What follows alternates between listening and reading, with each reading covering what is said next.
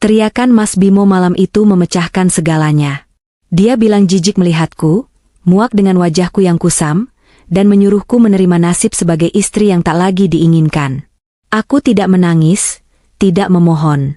Aku hanya mengangguk, tersenyum tipis, dan memutuskan untuk benar-benar menuruti keinginannya, sampai ke titik yang akan menghancurkan hidupnya sendiri tanpa ia sadari. Sebelum ceritanya dimulai, silakan tulis di kolom komentar dari daerah mana saja teman-teman yang menonton cerita ini. Jangan lupa like dan subscribe agar channel ini bisa semakin berkembang dan bisa mempersembahkan cerita yang lebih menarik lagi. Hujan di bulan November tidak pernah main-main di Jakarta Selatan. Malam ini, air langit itu tumpah seolah ingin menenggelamkan atap rumah kami di kawasan Menteng Dalam. Suara guntur sesekali menggelegar, beradu dengan detak jam dinding yang sudah menunjukkan pukul 11:30 malam. Aku duduk di sofa ruang tengah, ditemani segelas air putih yang sudah tidak lagi dingin. Televisi menyala dengan volume yang dimatikan, hanya menampilkan pendar cahaya biru yang memantul di tembok ruang tamu kami yang minimalis. Namaku Sari. Dulu, 10 tahun yang lalu, namaku sering disebut-sebut dalam majalah bisnis sebagai salah satu manajer pemasaran termuda yang paling bersinar. Namun sekarang, identitasku menyusut menjadi sekadar istri Bimo, atau ibu dari anak-anak. Aku menunduk, menatap daster batik yang kupakai. Daster ini nyaman, longgar, dan sudah agak pudar warnanya karena terlalu sering dicuci. Di cermin besar dekat pintu masuk, aku melihat bayangan seorang wanita berusia 34 tahun dengan rambut diikat asal-asalan, wajah tanpa bedak, dan kantung mata yang menebal. Suara mobil berhenti di depan pagar membuyarkan lamunanku. Itu mobil Pajero Sport hitam kebanggaan suamiku, Bimo. Aku beranjak, merapikan sedikit rambutku yang keluar dari ikatannya, lalu berjalan menuju pintu depan. Aku membawa payung, berniat menyambutnya di carport, karena hujan masih deras, tapi dia sudah berlari kecil menuju teras sebelum aku sempat membuka pintu. "Mas, kok baru pulang?" Sapaku pelan sambil mengambil alih tas kerjanya yang basah terkena cipratan air. Bimo tidak menjawab. Dia hanya mendengus, melepas sepatunya dengan kasar hingga salah satunya terguling ke arah pot tanaman. Aroma itu langsung menyergap hidungku begitu dia melintas di depanku. Bukan aroma hujan, dan jelas bukan aroma keringat kerja keras seharian. Itu aroma alkohol samar yang bercampur dengan parfum wanita yang manis dan tajam, sangat berbeda dengan parfum maskulin yang biasa Bimo pakai. Aku menahan napas, mencoba mengontrol detak jantungku yang tiba-tiba berpacu cepat. Aku mengikutinya ke kamar. Dia sedang melepas kemeja kerjanya dengan gerakan sempoyongan. "Mas sudah makan? Ibu masak sop buntut kesukaanmu tadi," tawarku, berusaha senormal mungkin. "Nggak usah. Aku kenyang," jawabnya ketus tanpa menoleh. Saat dia melemparkan kemeja putihnya ke atas kasur, mataku menangkap sesuatu yang membuat darahku berdesir dingin. Di bagian kerah kemejanya, ada noda samar berwarna merah muda. Itu bekas lipstik. Dan posisinya menunjukkan kalau seseorang telah memeluknya, atau mungkin lebih dari itu. Tanganku gemetar saat meraih kemeja itu, berpura-pura hendak menaruhnya di keranjang cucian. "Mas, ini noda apa di kerah baju kamu?" tanyaku. Suaraku bergetar, bukan karena takut, tapi karena rasa sakit yang tiba-tiba menghantam ulu hati. Bimo yang sedang membuka kancing celana bahannya tiba-tiba berhenti. Dia berbalik, wajahnya merah padam. Aku melihat kilatan amarah di matanya, kilatan yang belakangan ini sering muncul setiap kali aku bertanya hal-hal kecil. "Noda apa sih? Kamu itu curigaan terus," bentaknya. Suaranya menggema di kamar tidur kami yang hening. Aku cuma tanya, "Mas, ini jelas bekas lipstik. Warnanya pink, aku nggak punya lipstik warna ini. Lipstikku warnanya coklat semua," jelasku, berusaha tetap tenang meski air mata sudah menggenang di pelupuk mata. Bimo maju selangkah, menatapku dengan tatapan yang belum pernah aku lihat sebelumnya. Tatapan jijik. Seolah-olah aku adalah kotoran yang menempel di sol sepatu mahalnya. "Dengar ya, Sari." Bimo menunjuk wajahku. "Kamu itu nggak usah banyak tanya. Seharian aku kerja banting tulang buat biaya hidup kamu, buat bayar listrik rumah ini, buat kasih makan kamu. Kamu cuma di rumah, ongkang-ongkang kaki, pakai daster butut itu, terus sekarang kamu mau jadi detektif. Aku nggak ongkang-ongkang kaki, Mas. Aku urus rumah, urus anak-anak, urus kebutuhan kamu. Cukup, potongnya kasar. Bimo menarik napas panjang, lalu melontarkan kalimat yang rasanya lebih menyakitkan daripada tamparan fisik. Kalimat yang akan selalu terngiang di kepalaku seumur hidup. Asal kamu tahu ya, suaranya merendah tapi penuh bisa, aku itu jijik lihat kamu dasteran terus setiap hari. Badan kamu bau bawang, rambut kamu acak-acakan. Nggak ada gairah lagi aku lihat kamu. Aku nggak mau sentuh kamu lagi. Muak rasanya pulang ke rumah lihat istri kayak pembantu begini. Duniaku rasanya berhenti berputar. Hujan di luar semakin deras, seirama dengan gemuruh di dadaku. 10 tahun aku mengabdikan diri, melepas karirku demi mendukungnya merintis karir di kawasan SCBD, dan ini balasannya? Disebut pembantu? Disebut menjijikan? Terima nasibmu, Sari. Lanjutnya lagi, kali ini sambil memungut bantal dari kasur kami. Mulai malam ini aku tidur di kamar tamu. Jangan berani-berani masuk atau ganggu aku. Urus saja urusan dapurmu itu. Bimo berbalik dan melangkah keluar kamar, membanting pintu dengan sangat keras hingga bingkai foto pernikahan kami di dinding bergetar miring. Aku berdiri mematung di tengah kamar. Anehnya, air mata yang tadi menggenang justru surut. Rasa sedih yang mendalam perlahan berganti menjadi sesuatu yang beku dan dingin. Aku berjalan menuju cermin rias, menatap pantulan diriku sekali lagi. Jijik ya, Mas, bisikku pada bayangan di cermin. Aku menyentuh wajahku. Memang tidak ada riasan, tapi kulitku masih kencang. Aku menyentuh lenganku. Memang tidak seotot model e-fitness, tapi tubuhku masih sehat. Yang membuatku terlihat kusam adalah kelelahan mengurus segalanya sendirian tanpa apresiasi. Aku mematikan lampu kamar utama. Gelap menyelimuti ruangan. Aku berjalan keluar, menuju dapur yang gelap gulita. Hanya ada cahaya lampu jalan yang menerobos masuk lewat jendela dapur. Aku berdiri di sana, menatap tetesan air hujan yang menempel di kaca. Jika dia menganggapku hanya sebatas pengurus rumah tangga yang menjijikan, maka baiklah. Aku akan membebaskannya dari kewajiban sebagai suami. Aku tidak akan menangis meraung-raung meminta belas kasihannya. Malam ini, di bawah guyuran hujan Jakarta dan guntur yang menyambar, Sari yang lama, yang selalu mengalah dan memaklumi, telah mati. Aku tersenyum dingin dalam kegelapan. Oke, Mas. Aku terima tantanganmu. Kamu nggak mau sentuh aku? Bagus.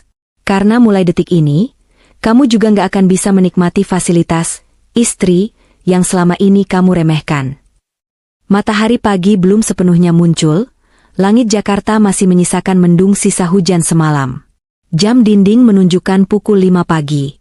Biasanya, pada jam segini aku sudah sibuk di dapur dengan daster lamaku, menggoreng telur atau menyiapkan bekal sambil terkantuk-kantuk. Rambutku biasanya masih digelung asal, dan wajahku masih berminyak sisa tidur. Tapi hari ini berbeda. Aku bangun lebih awal, pukul 4 pagi. Hal pertama yang kulakukan bukan menuju dapur, melainkan masuk ke kamar mandi. Aku mandi keramas, menggunakan sabun aromaterapi yang selama ini jarang kupakai karena takut boros. Setelah itu, aku duduk di depan meja rias. Aku membuka laci yang sudah lama terkunci, mengeluarkan pengering rambut dan set alat makeup yang tersimpan rapi. Aku mengeringkan rambutku dan menatanya sedikit bergelombang. Aku memoleskan pelembab wajah, sedikit bedak tipis, merapikan alis, dan memulas lipstik warna nude yang segar. Tidak berlebihan, tapi cukup untuk membuat wajahku terlihat hidup dan siap, seolah aku akan berangkat rapat direksi, bukan sekadar ke dapur. Aku membuka lemari pakaian. Daster-daster batik yang biasa kupakai kutumpuk di bagian paling belakang. Sebagai gantinya, aku mengambil celana kulot bahan kain berwarna krem dan atasan blus lengan pendek berwarna terakota. Pakaian ini dulu sering kupakai saat masih bekerja.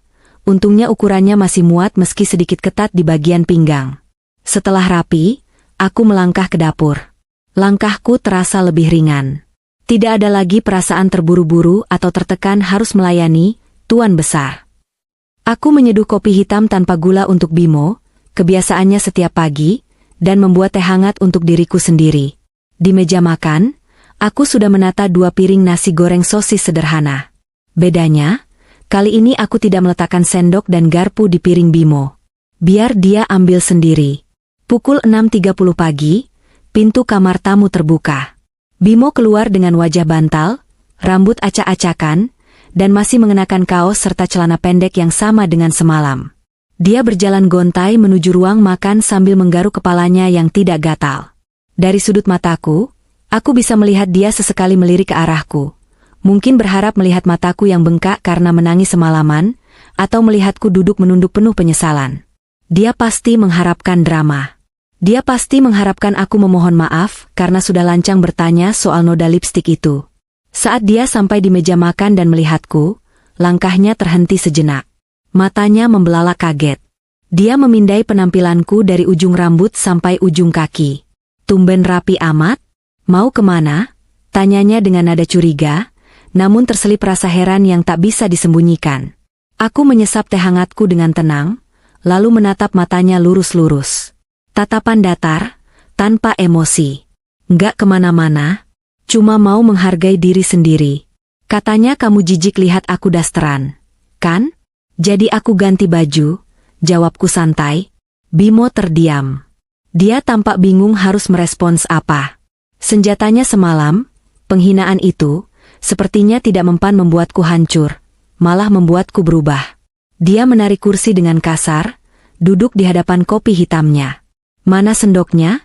Tanyanya ketus saat melihat piringnya. Ada di laci. Kamu punya tangan dan kaki, kan? Jawabku tanpa menoleh, sibuk mengoleskan selai di atas roti tawarku.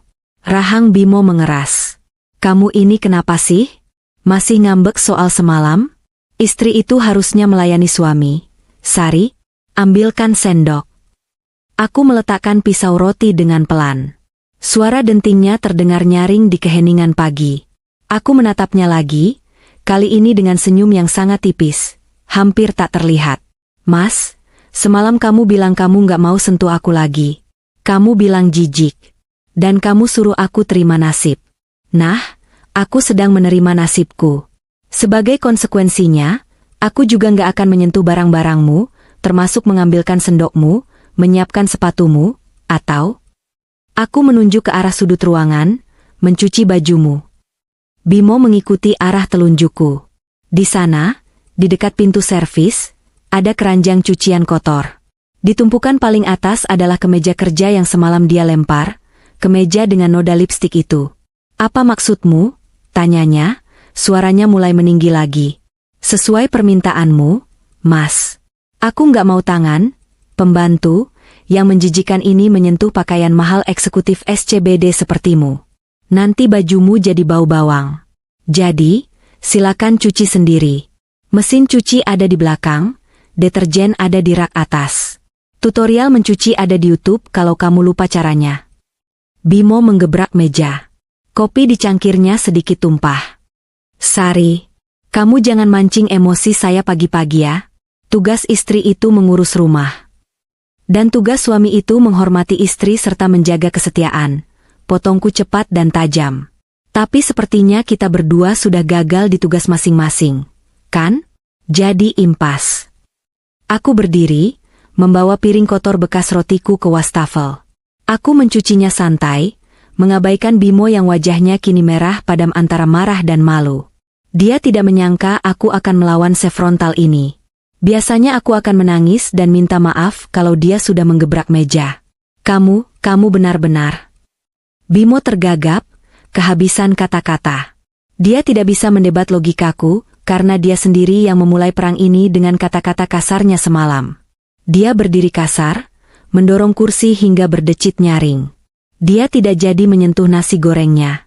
Dia menyambar tas kerjanya dan berjalan menuju pintu depan. Jangan harap aku kasih uang belanja tambahan bulan ini, ancamnya sambil memakai sepatu. Nggak masalah. Uang belanja bulan lalu juga masih cukup kalau cuma buat makan aku dan anak-anak. Kan kamu makannya di luar terus sama rekan kerja, sahutku dari dapur. Bimo membanting pintu depan lebih keras dari semalam. Suara mobilnya menderu menjauh, meninggalkan pekarangan rumah. Aku menghela napas panjang, menyandarkan punggung di meja dapur. Jantungku berdebar kencang. Melawan suami bukan hal yang mudah bagiku yang terbiasa patuh. Ada rasa takut, tentu saja. Takut akan masa depan, takut akan nasib rumah tangga ini. Tapi di balik rasa takut itu, ada rasa puas yang aneh. Rasa lega. Seperti beban berat di pundakku sedikit terangkat. Aku kembali ke meja makan, melihat nasi goreng di piring Bimo yang belum tersentuh. Mubazir. Aku mengambil piring itu, membungkus nasi gorengnya ke dalam kotak bekal. Lumayan buat makan siang Pak Satpam komplek. Gumamku, pagi ini, kopiku terasa pahit, tapi kemandirian yang mulai tumbuh di hatiku terasa manis. Bimo pikir dia bisa menghukumku dengan mendiamkanku dan menghinaku. Dia salah besar. Dia baru saja memberiku satu hal yang paling aku butuhkan selama ini. Alasan untuk berhenti peduli padanya dan mulai peduli pada diriku sendiri. Aku melihat jam. Pukul 7. Waktunya membangunkan anak-anak dan mengantar mereka sekolah. Setelah itu aku punya rencana sendiri.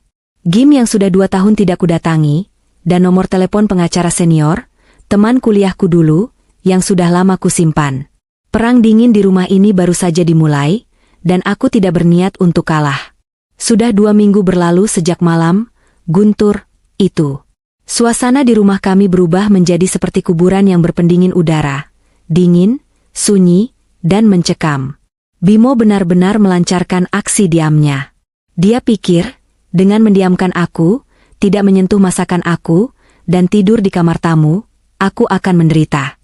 Dia pikir aku akan merangkak di kakinya, memohon ampun, dan berjanji akan menjadi istri penurut yang bodoh seperti dulu. Sayangnya, dia salah perhitungan. Ketiadaan tuntutan dari Bimo justru memberiku hadiah yang paling mewah bagi seorang ibu rumah tangga. Waktu. Pagi itu, Jakarta sedang terik-teriknya. Panas matahari seolah ingin melelehkan aspal jalanan. Setelah mengantar anak-anak ke sekolah, aku tidak langsung pulang untuk berkutat dengan cucian atau debu perabotan. Aku membelokkan setir mobil Honda Jazz tuaku, mobil yang kubeli sebelum menikah, menuju sebuah pusat kebugaran di salah satu mal di Jakarta Selatan. Dulu, sebelum menikah, tempat ini adalah rumah keduaku. Kartu keanggotaku sudah mati bertahun-tahun, tertimbun di dompet bersama struk belanjaan pasar. Mbak Sari? Wah, lama sekali tidak terlihat. Sapa resepsionis yang ternyata masih mengenali wajahku, meski kini pipiku lebih tembam. Iya, mau aktifkan lagi. Paket setahun penuh, jawabku mantap sambil menyodorkan kartu debit. Itu kartu dari rekening tabungan pribadiku, uang warisan almarhumah ibu yang selama ini kusimpan rapat-rapat sebagai dana darurat. Aku sadar, kondisi darurat itu adalah sekarang. Bukan darurat medis, tapi darurat kewarasan. 1 jam kemudian, aku sudah bermandi keringat di atas treadmill. Napasku memburu, kakiku terasa berat, dan paru-paruku seperti terbakar. Tapi anehnya, rasa sakit fisik ini terasa nikmat. Setiap tetes keringat yang jatuh seolah membawa pergi sedikit demi sedikit rasa sakit hatiku. Aku berlari sekuat tenaga, membayangkan wajah Bimo yang meremehkanku di setiap hentakan kakiku ke lantai mesin. Kamu jijik. Mas, lihat saja nanti, batinku berteriak. Selesai dari gym, aku tidak langsung pulang. Aku mampir ke salon langgananku dulu. Aku meminta potong rambut. Dibuat model apa, Bu Sari? Mau dipendekkan biar segar? Tanya kapster salon. Jangan terlalu pendek. Rapikan saja, beri layar biar lebih bervolume, dan tolong berikan perawatan cerambat yang paling bagus. Saya mau rambut saya wangi dan berkilau lagi, pintaku. Aku menatap cermin saat kapster memijat kepalaku.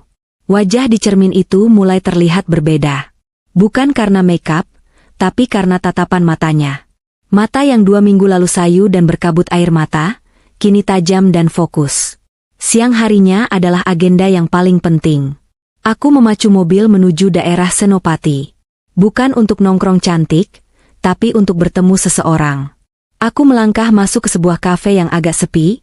Di sudut ruangan seorang pria berkacamata dengan setelan jas rapi melambaikan tangan.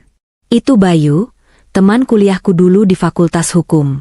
Sekarang dia pengacara yang cukup disegani untuk kasus perdata dan perceraian. Sar, gila, lu apa kabar? Tumben banget ngajak ketemuan di jam kerja begini, sapa Bayu ramah. Aku duduk, memesan ice americano tanpa gula. Kabar baik, B. Tapi ada yang gak beres sama hidup gue. Aku tidak berbasa-basi. Aku menceritakan semuanya. Tentang sikap Bimo, tentang kata-kata kasarnya, dan tentang kecurigaanku. Bayu mendengarkan dengan seksama, wajahnya yang jenaka perlahan berubah serius. Lu mau cerai? Tembaknya langsung. Belum tahu. Tapi gue mau siap-siap. Gue nggak mau jadi janda bodoh yang ditendang keluar rumah tanpa bawa apa-apa. B, jawabku tegas. Aku mengeluarkan sebuah map dari tasku. Sejak Bimo bilang aku tidak boleh menyentuh barangnya, aku justru menyentuh hal yang paling dia jaga, privasi keuangannya. Saat dia lengah meninggalkan laptopnya yang menyala di meja makan minggu lalu, aku sempat menyalin beberapa data mutasi rekening dan laporan kartu kreditnya. Bimo ceroboh. Dia pikir aku wanita gaptek yang cuma bisa buka Instagram resep masakan. Dia lupa, dulu aku manajer pemasaran yang biasa membedah data penjualan. Bayu membuka lembaran mutasi rekening yang kuserahkan. Matanya menyipit menelusuri baris demi baris angka. Gila. Gumam Bayu pelan. Ini laki lu boros banget. Sar, lihat ini, tanggal 25 bulan lalu, ada transaksi 15 juta di toko perhiasan di Plaza Senayan. Lu dapat perhiasan nggak? Aku menggeleng sambil tersenyum miris. Boro-boro. Ulang tahun pernikahan kami tanggal 26, dia cuma bawa martabak manis. Itu pun dia makan sendiri setengahnya. Terus ini, tunjuk Bayu lagi, Hotel Bintang 5 di Bandung, 3 hari 2 malam. Tanggalnya pas weekend bulan lalu. Dia bilang kemana? Dinas luar kota. Katanya rapat regional. Jawabku. Hatiku mencelos, tapi aku menahannya. Jadi benar dugaanku? Oke, Sar. Ini bukti awal yang bagus. Tapi kalau lu mau gugat cerai dengan alasan perselingkuhan dan menuntut harta gono gini, kita butuh bukti yang lebih konkret. Foto, atau saksi. Soal aset, lu harus amankan apa yang jadi hak lu dan anak-anak. Jangan sampai dia alihkan aset sebelum putusan pengadilan. Pertemuan itu berlangsung hampir 2 jam. Bayu memberiku banyak strategi. Strategi untuk mencatat semua aset, strategi untuk merekam pembicaraan secara legal, dan strategi psikologis untuk menghadapi Bimo. Saat aku keluar dari kafe itu, matahari Jakarta masih terik, tapi aku merasa sejuk. Aku bukan lagi Sari si istri tak berdaya. Aku adalah Sari yang sedang menyusun rencana perang. Sorenya, aku sampai di rumah sebelum Bimo pulang. Aku sudah mandi, wangi, dan mengenakan pakaian rumah yang rapi, bukan daster. Di meja makan, seperti biasa, makan malam sudah siap tapi tanpa piring untuknya. Saat Bimo pulang, dia terlihat lelah. Dia melirikku sekilas, mungkin menyadari rambutku yang lebih badai dari biasanya, tapi gengsinya terlalu tinggi untuk bertanya. Ada surat tagihan kartu kredit di meja, kataku datar tanpa menoleh dari majalah yang kubaca. Kayaknya kamu lupa bayar bulan lalu, bunganya gede banget. Bimo tersentak. Dia buru-buru menyambar amplop di meja. Kamu buka surat saya? Enggak. Amplopnya terbuka sendiri karena lemnya jelek kena panas di kotak pos. Dustaku santai. Padahal aku sudah mengintip isinya. Tagihan makan malam di restoran steak mewah seharga 3 juta rupiah. Untuk 2 orang. Bimo mendengus, lalu masuk ke kamar tamu. Aku tersenyum tipis. Nikmati ketenanganmu sekarang, Mas. Karena badai sedang kusiapkan pelan-pelan. Aku sedang bertransformasi dalam senyap, tepat di bawah hidungmu, dan kamu terlalu sibuk dengan egomu untuk menyadarinya. Sabtu sore itu, sebuah undangan fisik yang mewah tergeletak di meja ruang tamu. Hardcover bludru dengan tulisan emas. Itu undangan pernikahan putri dari direktur utama perusahaan tempat Bimo bekerja. Acara wajib hadir bagi para eksekutif yang ingin cari muka. Bimo keluar dari kamar mandi dengan handuk melilit pinggang. Dia menatap undangan itu, lalu menatapku yang sedang melipat pakaian anak-anak di sofa. Nanti malam kita harus pergi, ujarnya dingin. Ini kalimat terpanjang yang dia ucapkan padaku dalam 3 hari terakhir. Males ah. Kamu kan malu jalan sama aku, jawabku tanpa melihatnya. Jangan bikin susah, Sari. Bentaknya, ini acara Pak Dirut. Semua manajer bawa istri. Kalau aku datang sendiri, nanti jadi omongan. Kamu ikut. Tapi ingat satu hal. Dia berjalan mendekat, menunjuk wajahku dengan telunjuknya yang basah. Dandan yang benar. Jangan malu-maluin aku. Jangan pakai baju yang norak. Kalau perlu ke salon dulu sana. Nih, dia melempar uang 500.000 rupiah ke atas tumpukan baju. Pakai buat dandan. Aku menatap uang merah itu, lalu menatap Bimo. Cuma segini? Buat salon dan makeup di Jakarta Selatan? Kamu mau aku dandan atau mau aku beli bakso? Nggak usah banyak protes. Cukup-cukupin. Kamu kan biasanya nggak pernah dandan, harusnya nggak butuh banyak biaya. Bimo berlalu ke kamar ganti. Aku memungut uang itu. 500.000. Cukup untuk ongkos taksi, pikirku. Dia tidak tahu kalau aku sudah menyiapkan senjata sendiri untuk malam ini. Malam harinya, pukul 18.30. Bimo sudah siap dengan setelan jas Navy yang pas badan. Dia terlihat tampan, aku akui itu. Penampilan inilah yang dulu membuatku jatuh cinta, dan penampilan ini pula yang sekarang dia gunakan untuk menipu wanita lain. Dia berdiri di ruang tamu, mengetuk-ngetuk jam tangannya dengan tidak sabar. Sari, lama banget sih. Kita bisa telat, teriaknya. Pintu kamar utama terbuka. Aku melangkah keluar. Malam itu, aku mengenakan kebaya modern berwarna biru midnight yang memeluk tubuhku dengan sempurna. Kain batiknya senada, dengan belahan yang sopan namun elegan di bagian kaki. Rambutku disanggul modern dengan hiasan simpel tapi berkilau. Wajahku dipulas makeup oleh make-up artis profesional yang kupanggil ke rumah diam-diam tadi sore. Tentu saja pakai uang tabunganku, bukan uang 500.000 darinya. Bimo terdiam. Mulutnya sedikit terbuka. Matanya membelalak, menyapu penampilanku dari atas ke bawah. Ada kilatan kaget, lalu berubah menjadi kekaguman yang tak bisa dia sembunyikan. Dia seolah melihat orang asing. Kenapa? Norak ya? Tanyaku sambil memasang anting berlian imitasi yang terlihat sangat asli. Enggak. Bimo tergagap. Tumben kamu punya baju itu.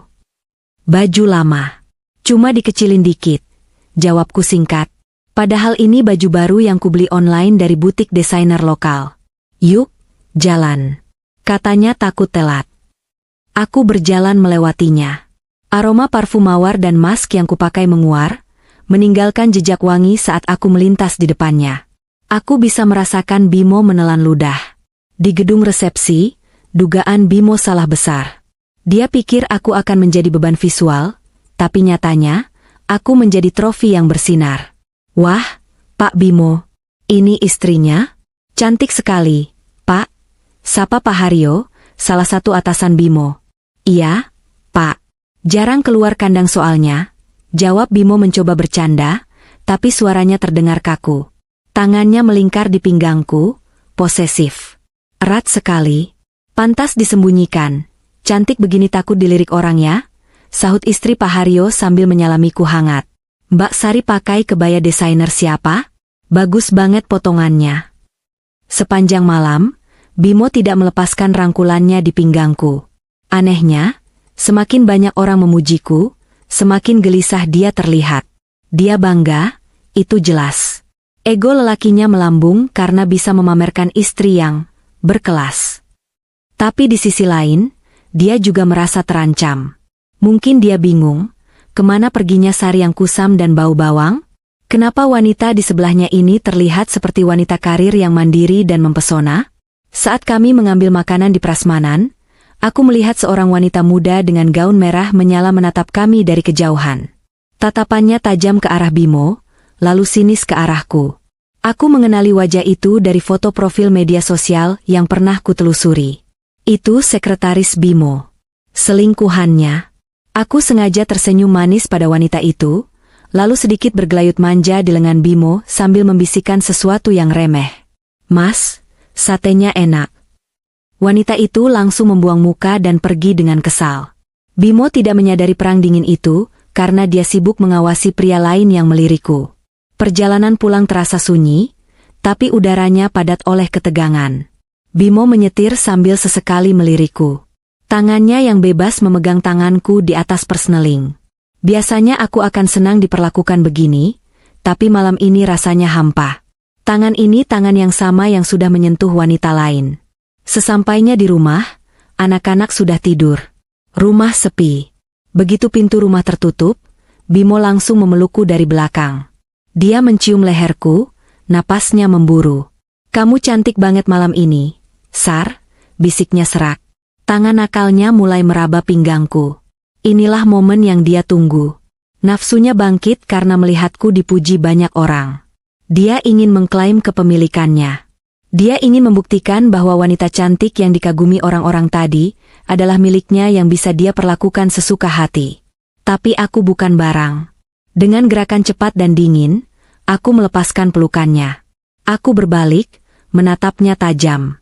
Jarak wajah kami hanya beberapa senti. "Mau apa kamu, Mas?" tanyaku datar. "Loh, kok tanya mau apa? Kita suami istri, kan? Udah lama kita enggak." Dia mencoba maju lagi, hendak mencium bibirku. Aku menahan dadanya dengan telapak tanganku. Keras. "Minggir," ucapku. "Sari, jangan jual mahal dong. Tadi di pesta kamu mesra sama aku." Bimo mulai kesal, nafsunya yang tertahan berubah jadi amarah. Aku tertawa kecil. Tawa yang kering dan menghina. "Di pesta itu akting, Mas. Pencitraan. Demi nama baik kamu di depan bos kamu. Tapi di rumah ini, realita yang berlaku." Aku menatap matanya dalam-dalam, mengunci pandangannya. "Kamu lupa ingatan? Seminggu yang lalu kamu teriak di kamar ini. Kamu bilang..." Aku menirukan nada bicaranya waktu itu. "Aku jijik lihat kamu. Aku nggak mau sentuh kamu lagi." Wajah Bimo memucat, lalu memerah karena malu dan marah. Kata-katanya sendiri kini menjadi bumerang yang menghantam wajahnya. "Sari, itu kan aku lagi emosi." "Mulutmu harimaumu, Mas. Kamu bilang kamu jijik. Nah, aku menghargai perasaanmu itu. Aku nggak mau memaksakan diriku yang menjijikan ini ke kamu. Jangan jilat ludah sendiri, Mas. Nggak laki banget." Aku melangkah mundur, mengambil tas pestaku, lalu berjalan menuju kamar utama. Sebelum masuk, aku menoleh padanya yang berdiri mematung dengan wajah frustrasi di ruang tengah. "Malam ini aku tidur di kamar utama sama anak-anak. Pintu dikunci. Kamu silakan tidur di kamar tamu lagi. Atau kalau mau, cuci baju sendiri sekalian biar tenaganya tersalurkan." Klik. Aku mengunci pintu kamar tepat di depan hidungnya. Dari balik pintu, aku mendengar Bimo menendang sofa dengan keras sambil mengumpat. "Sialan." Aku bersandar di pintu, jantungku berdegup kencang tapi bibirku tersenyum puas. Malam ini aku menang telak. Aku menjadi hantu di rumahku sendiri. Terlihat indah, menggoda, tapi tak bisa disentuh. Dan bagi pria egois seperti Bimo, tidak bisa memiliki apa yang ada di depan mata adalah siksaan yang lebih kejam daripada sekadar dimarahi. Aku menghapus riasan wajahku perlahan. Permainan ini semakin seru. Tapi ini belum selesai. Di pesta tadi, aku melihat sekretarisnya. Dan besok, adalah waktunya aku mulai berburu bukti yang lebih nyata. Sabtu pagi itu, Bimo tampak sibuk sekali. Dia memasukkan beberapa potong kemeja kasual dan celana jeans ke dalam tas jinjing kulitnya. Wajahnya berseri-seri, senyumnya merekah, jauh berbeda dengan wajah masam yang selalu ia tunjukkan padaku di rumah selama beberapa minggu terakhir. Aroma parfum mahalnya sudah menyebar ke seluruh penjuru kamar, seolah ia hendak pergi menemui presiden, padahal alasannya hanya rapat koordinasi. "Aku ada outing kantor di Bogor, Sar. 2 hari 1 malam. Rapat anggaran tahun depan sekalian team building," ujarnya sambil merapikan kerah kaos polonya di depan cermin. Dia bahkan tidak menatapku saat bicara. Aku yang sedang melipat selimut hanya mengangguk pelan. "Oh, ya, hati-hati. Menginap di mana?" "Di villa perusahaan rekanan. Sinyal di sana jelek. Jadi kalau aku susah dihubungi, jangan parno. Jangan telepon-telepon terus kayak orang gak punya kerjaan," sahutnya ketus, menutup celah komunikasi sebelum ia bahkan berangkat.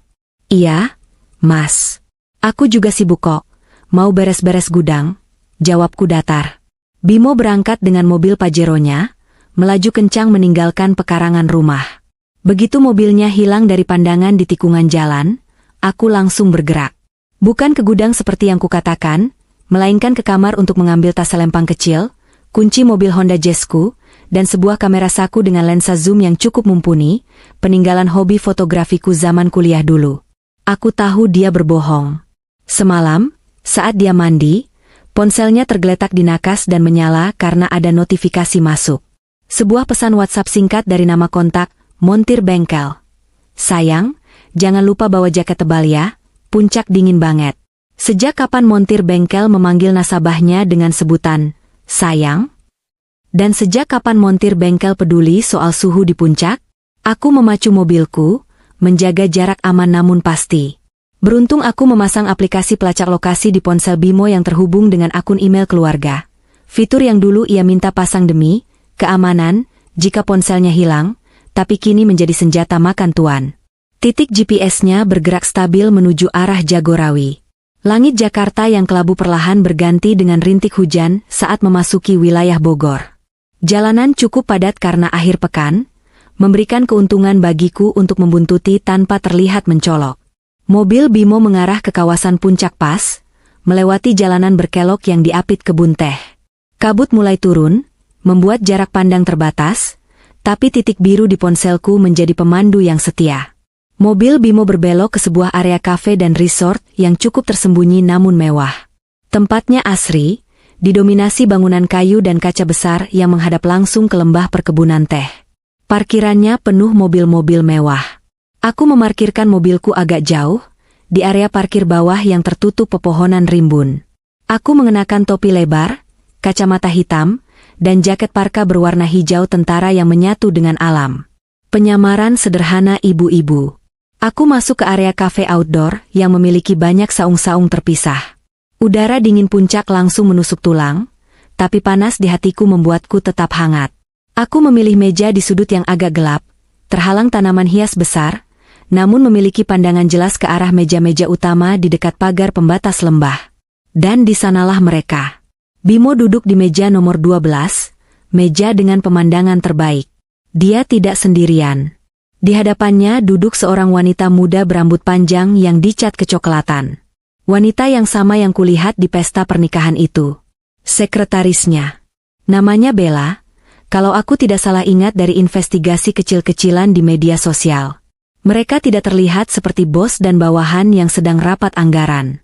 Tangan Bimo menggenggam erat tangan Bella di atas meja.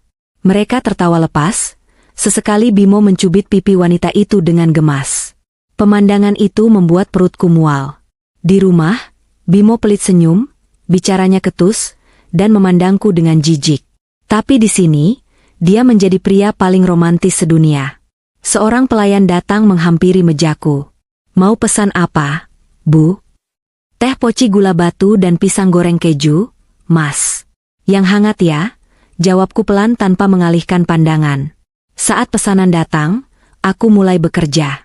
Aku mengeluarkan kamera saku dari tas, menyembunyikannya di balik menu makanan yang kutegakkan. Lensa zoom bekerja dengan sempurna. Klik. Foto pertama, Bimo menyuapi Bella sepotong kue. Wajah mereka begitu dekat, hidung mereka hampir bersentuhan. Klik. Foto kedua, Bella menyandarkan kepalanya di bahu Bimo sambil tertawa, sementara tangan Bimo merangkul pinggang wanita itu dengan posesif. Klik. Foto ketiga, Bimo mengeluarkan sebuah kotak kecil dari saku celananya. Kotak perhiasan. Dia membukanya, memperlihatkan sebuah kalung emas putih yang berkilau. Bella menutup mulutnya, pura-pura terkejut, lalu memeluk Bimo erat. Aku meletakkan kamera sejenak, menyesap teh poci yang hangat. Rasanya sepat dan manis, kontras dengan rasa pahit yang menjalar di kerongkonganku. Jadi, uang yang dia bilang, habis untuk operasional, atau potongan kantor, itu lari ke sini? Kalung itu pasti harganya tidak murah. Sementara bulan lalu, saat aku minta uang untuk beli vitamin anak-anak, dia marah-marah dan bilang aku boros. Hujan mulai turun deras di luar saung, menciptakan suara gemuruh yang menyamarkan percakapan orang-orang. Namun, karena posisi mejaku berada di arah angin, lamat-lamat aku bisa mendengar suara tawa Bimo yang keras. Tenang aja, Bel. Si Sari itu begokok. Dia nggak bakal curiga. Dia taunya ngurus dapur doang. Aset-aset juga aman, dia nggak ngerti urusan bank. Suara Bimo terdengar, disusul tawa renyah wanita itu. Tapi Mas, kalau dia tahu gimana? Kamu nggak takut? Tanya Bella dengan nada manja yang dibuat-buat. Nggak akan. Lagian aku udah muak sama dia. Nanti kalau proyek ini gol, aku bakal cari cara buat ceraiin dia tapi bikin seolah-olah dia yang salah. Biar aku nggak perlu bagi harta, jawab Bimo santai. Tanganku mengepal di bawah meja, hingga kuku-kukuku menancap di telapak tangan. Darahku mendidih. Ternyata dia bukan hanya selingkuh, tapi juga berniat jahat. Dia merencanakan skenario untuk membuangku tanpa sepeser pun hak. Betapa naifnya aku selama ini mengira dia hanya sedang hilaf atau jenuh. Ternyata dia memang ular berbisa. Aku kembali membidikkan kamera. Kali ini aku merekam video. Durasi 2 menit cukup untuk menangkap percakapan mereka yang sedang membahas rencana liburan ke Bali bulan depan menggunakan uang bonus, yang sebenarnya adalah tabungan pendidikan anak kami yang ada di rekening dia. Oke, cukup, gumamku pada diri sendiri. Aku menghabiskan pisang goreng terakhirku dengan tenang. Tidak ada air mata. Tidak ada drama melabrak. Kalau aku melabrak sekarang, Bimo hanya akan malu sebentar, lalu dia akan semakin waspada dan menyembunyikan asetnya lebih rapat. Tidak, aku tidak boleh gegabah. Aku butuh kemenangan mutlak, bukan sekadar kepuasan emosi sesaat.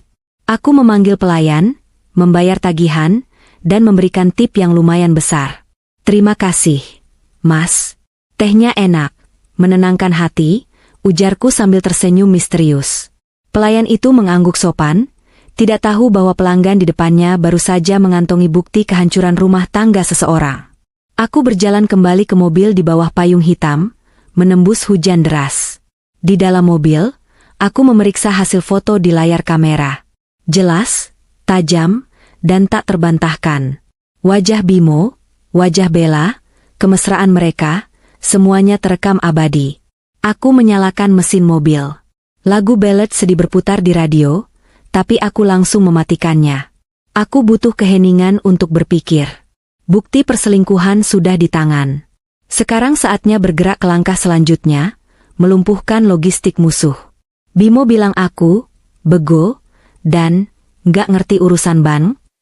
Baiklah, Mas Bimo yang pintar. Mari kita lihat seberapa pintar kamu bertahan hidup tanpa uang. Aku menyetir menuruni puncak dengan perasaan yang sangat ringan, seolah baru saja membuang sampah yang membusuk di dalam mobil. Hujan di luar masih deras, seakan alam sedang mencuci bersih keraguan-raguanku. Besok adalah hari Senin. Dan hari Senin besok akan menjadi hari yang sangat sibuk bagiku, dan hari yang sangat buruk bagi Bimo. Senin pagi datang dengan langit Jakarta yang cerah namun menipu. Bagi kebanyakan orang, ini adalah awal minggu yang menyebalkan. Tapi bagiku, ini adalah hari eksekusi. Bimo belum pulang, dia mengirim pesan singkat kemarin sore bilang kalau acara kantor diperpanjang sampai Senin siang. Tentu saja, dia butuh waktu tambahan untuk memanjakan tuan putri barunya itu sebelum kembali ke dunia nyata. Setelah anak-anak berangkat sekolah dengan jemputan, aku berpakaian rapi. Bukan pakaian ibu rumah tangga biasa. Aku mengenakan setelan blazer dan celana bahan berwarna krim, sepatu hak tinggi, dan tas tangan kulit yang berisi dokumen-dokumen paling penting dalam hidupku saat ini. Sertifikat rumah, buku tabungan, BPKB mobil, dan kartu identitas. Tujuan pertamaku adalah bank. Gedung bank swasta itu berdiri megah di kawasan Pondok Indah. Dinginnya AC langsung menyambutku begitu pintu kaca otomatis terbuka. Satpam menyapaku ramah, memberiku nomor antrean untuk customer service. Aku duduk menunggu dengan tenang, menata kembali rencana di kepalaku. Bimo lupa satu hal fatal tentang sejarah keuangan kami. Saat kami menikah 10 tahun lalu, Bimo hanyalah karyawan biasa dengan gaji pas-pasan. Rumah yang kami tempati di Menteng Dalam itu dibeli dengan uang hasil penjualan tanah warisan orang tuaku.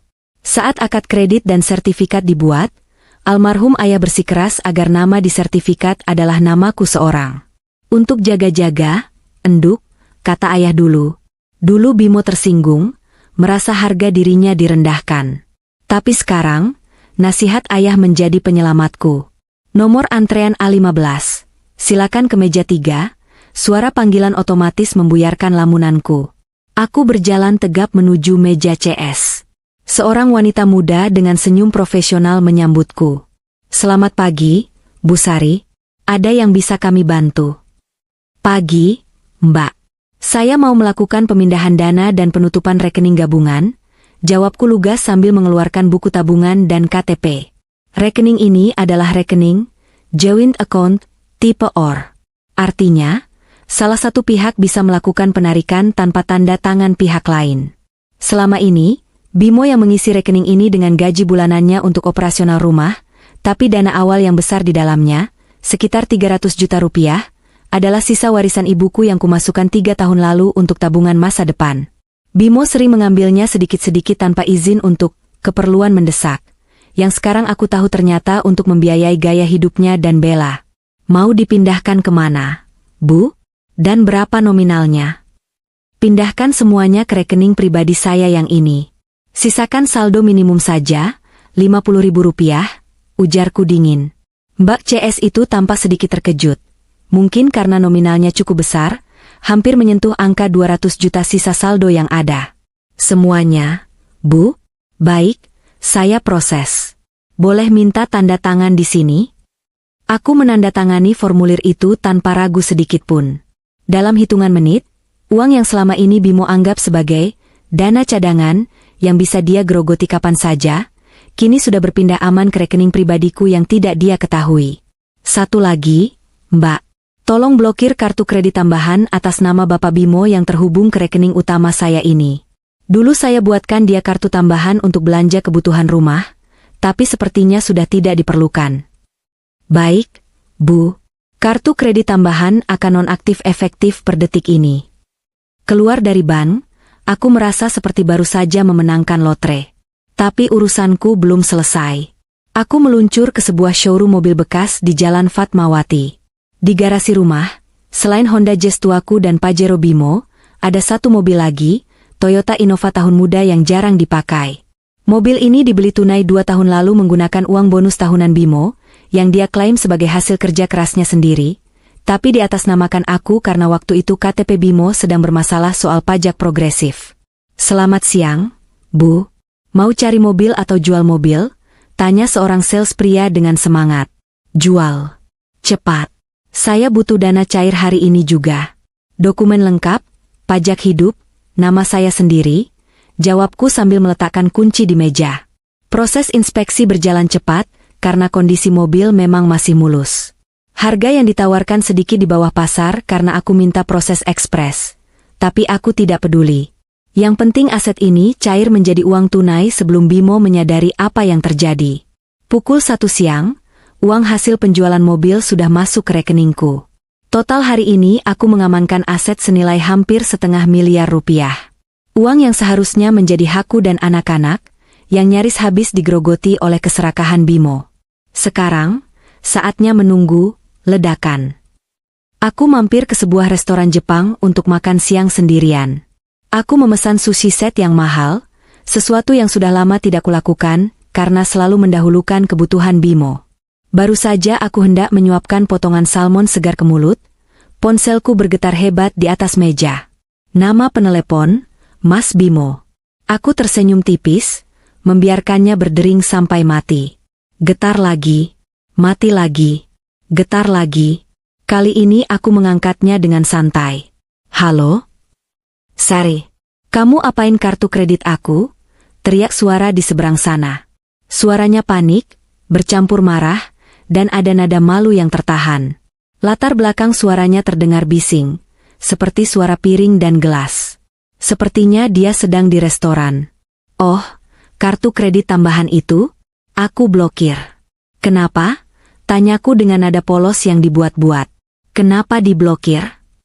"Aku lagi mau bayar makan siang sama klien. Kartunya declinet. Malu-maluin tahu nggak? Cepat buka blokirnya sekarang," bentaknya. Aku bisa membayangkan wajahnya yang merah padam di depan kasir, sementara Bella mungkin berdiri canggung di sebelahnya. "Klien? Omong kosong. Nggak bisa, Mas. Itu kan kartu yang terhubung ke rekening warisanku. Aku lihat mutasinya banyak pengeluaran yang nggak jelas." toko perhiasan, hotel, restoran mewah. Jadi demi penghematan, aku tutup aksesnya. Kamu kan eksekutif gaji besar, masa bayar makan siang pakai kartu istri? Kamu jangan main-main ya, Sari. Buka sekarang. Atau aku. Atau apa? Potongku tajam. Atau kamu mau ceraikan aku? Ingat Mas, kartu itu atas namaku. Uang di rekening itu uang ibuku. Kamu nggak punya hak sepeser pun. Sari, ini darurat. Aku nggak bawa uang tunai. Suaranya mulai merendah, terdengar putus asa. Pasti dompetnya kosong karena dia terlalu mengandalkan kartu itu. Yaitu deritamu. Cuci piring saja di sana kalau nggak bisa bayar. Atau suruh klien cantikmu itu yang bayar. Dia kan sekretaris hebat, pasti gajinya cukup buat bayar makan siang bosnya. Hening sejenak di ujung telepon. Napas Bimo terdengar berat. Dia sadar aku tahu sesuatu. Kamu ngomong apa? Selamat menikmati makan siangnya, Mas. Oh ya, nanti malam jangan lupa makan di luar lagi ya, soalnya di rumah nggak ada makanan. Aku dan anak-anak mau makan enak pakai uang hasil jual Innova. Apa? Innova? Tuh. Aku mematikan sambungan telepon. Aku bisa membayangkan Bimo yang sekarang sedang kebingungan setengah mati di kasir restoran, ditatap sinis oleh pelayan, dan mungkin harus meminjam uang pada Bella, hal yang paling menjatuhkan harga diri lelaki arogan sepertinya. Aku melanjutkan makan siangku dengan lahap. Salmon ini terasa jauh lebih lezat dari biasanya. Rasanya seperti rasa kemenangan. Hari ini aku telah melumpuhkan kakinya. Logistiknya putus, kendaraannya hilang, dan akses keuangannya kututup. Bimo akan pulang ke rumah nanti malam dengan kemarahan setinggi langit. Tapi aku tidak takut.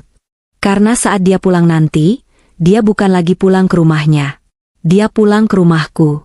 Sertifikat rumah ini ada di tanganku, dan aku sudah siap menyambutnya di makan malam terakhir. Hujan malam ini berbeda. Jika hujan di malam pertengkaran kami dulu terasa seperti guntur yang memecah dada, hujan malam ini turun dengan ritme yang konstan, dingin, dan mematikan. Seperti seorang algojo yang sedang mengasah pedangnya perlahan-lahan sebelum eksekusi dilakukan. Jam dinding antik di ruang tengah berdentang 9 kali. Suaranya bergema hampa di dinding-dinding rumah yang terasa semakin luas malam ini. Anak-anak, Dika dan Tiara, sudah tertidur lelap sejak pukul 8 tadi. Aku sengaja membacakan dongeng lebih lama, membelai kepala mereka, dan memastikan pintu kamar mereka terkunci rapat. Aku juga menyalakan humidifier dengan aroma lavender yang kuat dan memutar white noise suara hujan di kamar mereka agar suara apapun yang terjadi di luar kamar, teriakan, bantingan, atau tangisan, tidak akan mengusik mimpi mereka. Malam ini adalah panggungku. Aku duduk di ujung meja makan panjang yang terbuat dari kayu jati solid. Meja ini dulu kami beli 5 tahun lalu, saat Bimo baru saja naik jabatan. Dia bersikeras membeli meja makan 8 kursi, padahal kami hanya berempat. Biar kelihatan kaya kalau ada tamu, katanya dulu. Sekarang, meja ini terasa seperti lapangan luas yang memisahkan dua kubu yang sedang berperang. Lampu di ruang makan sengaja kumatikan sebagian. Hanya satu lampu gantung dengan kap kristal yang menyala tepat di atas meja, menciptakan lingkaran cahaya kuning temaram yang dramatis. Di luar lingkaran cahaya itu, kegelapan menyelimuti sudut-sudut ruangan, menyembunyikan perabotan yang sudah mulai kukemas diam-diam dalam pikiranku. Di hadapanku, tidak ada hidangan lezat. Tidak ada sop buntut kesukaannya, tidak ada perkedel jagung, tidak ada sambal terasi yang biasa kulembutkan dengan penuh cinta. Meja itu bersih, licin, dan dingin. Satu-satunya benda yang ada di sana adalah sebuah amplop coklat besar yang tebal, tergeletak di tengah meja seperti sebuah bom waktu yang menunggu pemicunya. Aku menunduk menatap penampilanku. Malam ini, aku mengenakan gaun rumah berbahan satin berwarna hitam pekat. Potongannya sederhana namun elegan, membungkus tubuhku yang mulai kembali terbentuk berkat olahraga rutin sebulan terakhir. Rambutku yang habis dicerambat tadi siang kubiarkan tergerai jatuh ke bahu, wangi dan berkilau. Wajahku kupulas makeup tipis tapi tegas. Alis yang presisi, maskara yang melentikan bulu mata, dan lipstik warna marun gelap yang memberikan kesan dingin. Aku bukan lagi Sari yang menyambutnya dengan daster bau bawang dan wajah berminyak. Aku adalah Sari yang siap mengakhiri sebuah era. Jantungku berdetak stabil, anehnya sangat tenang. Seharusnya aku gugup. Seharusnya aku takut. Tapi rasa sakit yang telah ia tumpuk selama bertahun-tahun, hinaan, jijik yang ia lontarkan, dan pengkhianatan yang ia lakukan dengan wanita itu, telah membunuh rasa takutku. Yang tersisa hanyalah dingin. Beku. Terdengar suara deru mesin mobil yang kasar berhenti di depan pagar. Itu suara mesin diesel Pajero Sport milik Bimo. Suara yang dulu selalu membuat hatiku berdebar senang menyambut suami pulang, kini terdengar seperti suara monster yang mendekat. Suara pintu pagar besi digeser dengan kasar, menimbulkan bunyi berdecit yang menyakitkan telinga. Dia tidak menutupnya kembali dengan benar. Lalu langkah kaki berat terdengar menghentak-hentak di lantai carport, menaiki teras, disusul suara kunci yang diputar paksa di lubang pintu. Brak! Pintu utama terbuka lebar, menghantam doorstopper di dinding dengan keras. Angin malam yang membawa butiran air hujan langsung menerobos masuk, membuat tirai jendela bergoyang. Sari. Teriakan itu menggema, memantul di lorong rumah, menusuk keheningan yang sudah kubangun. Aku tidak menjawab. Aku tidak bergerak. Aku hanya duduk diam, menatap lurus ke arah pintu penghubung antara ruang tamu dan ruang makan. Bimo muncul di ambang pintu. Penampilannya kacau balau. Dia basah kuyup. Kemeja kerja mahalnya yang berwarna biru muda kini terlihat gelap karena air hujan menempel di tubuhnya. Rambutnya yang biasa disisir rapi dengan pomade kini lepek dan berantakan menutupi dahinya. Wajahnya merah padam, urat-urat di lehernya menonjol keluar, dan matanya menyalang liar penuh amarah. Dia seperti banteng yang terluka. Dia melangkah masuk, sepatunya yang berlumpur meninggalkan jejak kotor di lantai marmer krem yang baru saja kupel sore tadi dengan cairan pembersih mahal. Dia tidak peduli. Matanya mencari-cari keberadaanku. Saat dia melihatku duduk tenang di ujung meja makan dengan pencahayaan temaram itu, langkahnya terhenti sepersekian detik. Mungkin dia terkejut dengan atmosfer yang kubangun. Mungkin dia terintimidasi oleh ketenanganku. Atau mungkin dia terpesona sesaat melihat istrinya yang terlihat begitu berbeda malam ini. Namun, amarahnya lebih dominan daripada kekagumannya. Dia menerjang mendekat, napasnya memburu, membawa aroma alkohol yang menyengat bercampur bau rokok dan keringat asam. Mana mobil Innova itu? Di garasi kosong. Kamu apakan mobil itu? Bentaknya tepat di depan wajahku. Air hujan dari rambutnya menetes ke meja makan yang bersih. Aku menatapnya datar, tidak berkedip sedikitpun. Tatapanku terkunci pada manik matanya yang bergetar. Selamat malam, Mas. Duduk dulu, ucapku pelan. Suaraku rendah, halus, namun memiliki bobot perintah yang mutlak. Jangan suruh aku duduk. Kamu pikir aku tamu? Bimo menggebrak meja makan dengan kepalan tangannya. Brak! Vas bunga kristal di tengah meja bergetar hebat. Tapi tidak jatuh. Jawab aku, Sari, kamu jual mobil itu, kan? Tetangga depan bilang ada orang showroom datang tadi siang ambil mobil. Kamu gila ya? Itu mobilku. Itu uang bonusku. Aku menghela napas panjang, lalu menyandarkan punggungku ke sandaran kursi dengan santai. Koreksi sedikit, Mas. Mobil itu atas nama Sari Andini. BPKB-nya ada di tanganku. Tersimpan di brankas yang kuncinya cuma aku yang pegang. Secara hukum negara, aset itu milikku sepenuhnya. Aku berhak menjualnya, membakarnya, atau membuangnya ke laut kalau aku mau. Tapi aku yang bayar cicilannya tahun pertama. Teriak Bimo, telunjuknya menuding wajahku. Kamu itu cuma istri yang numpang nama. Lancang sekali kamu jual aset suami tanpa izin. Mana uangnya? Transfer balik ke aku sekarang juga. Detik ini juga. Uangnya sudah aman. Jawabku tenang, bibirku menyunggingkan senyum tipis yang meremehkan. Aku butuh uang tunai, Mas. Suamiku, yang seharusnya menafkahi, tiba-tiba memblokir komunikasi, tidak pulang berhari-hari, dan menghabiskan uang keluarga untuk hal-hal yang tidak senonoh. Jadi, sebagai manajer keuangan rumah tangga yang cerdas, aku melikuidasi aset yang kurang produktif untuk menutupi defisit. Wajah Bimo semakin memerah, warnanya hampir ungu. Urat di pelipisnya berdenyut kencang. Defisit? Defisit apanya? Aku kasih kamu uang belanja cukup. Kamu yang boros. Kamu yang gak becus atur duit. Oh ya? Aku mengangkat alisku. Cukup? 5 juta sebulan untuk makan 4 orang, bayar listrik, air, internet, uang sekolah anak, dan bensin? Di Jakarta Selatan? Sementara kamu? Aku membiarkan kalimatku menggantung. Sementara aku apa? Tantang Bimo. Aku kerja banting tulang.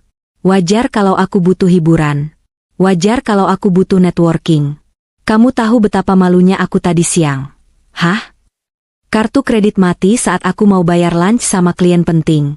Pelayan restoran itu natap aku kayak aku gembel. Kartunya declinet. Kamu blokir kartu tambahanku, kan? Kamu mau bunuh karir aku? Aku tertawa pelan.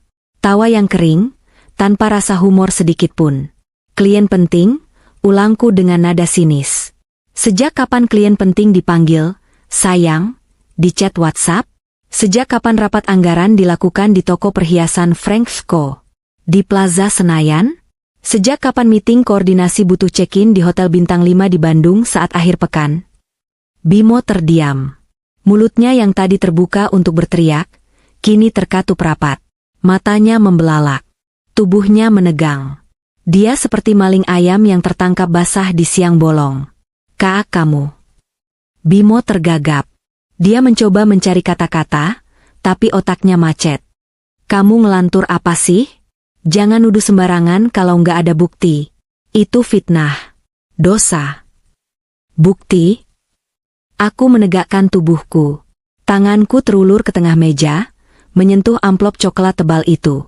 Aku mendorongnya perlahan melintasi permukaan meja yang licin, hingga berhenti tepat di depan perut Bimo yang buncit. Buka, Mas. Itu hidangan makan malammu hari ini. Spesial aku siapkan. Jauh lebih mahal daripada sop buntut. Tangan Bimo gemetar hebat saat meraih amplop itu. Dia menatapku curiga, lalu dengan kasar merobek segel amplopnya.